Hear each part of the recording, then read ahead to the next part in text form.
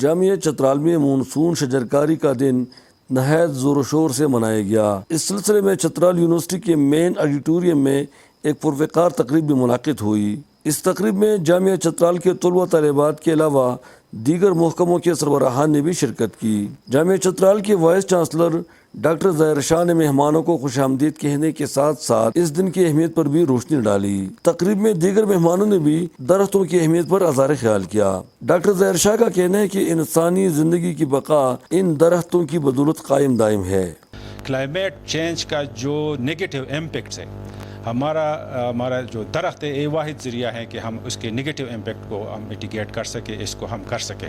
شعبہ باٹنی کی لیکچرر حفیظ اللہ نے بھی پودوں کی اہمیت پر اظہار خیال کیا۔ اس موقع پر یونیورسٹی کے لان میں وائس چانسلر اور دیگر مہمانوں نے بھی پودے لگائے۔ تقریب کے آخر میں جامعہ چترال کے طلبہ طالبات میں مفت پودے بھی تقسیم کیے گئے تاکہ وہ ان پودوں کو لگا کر ملک میں جنگلات کی کمی پر قابو پایا جا سکے۔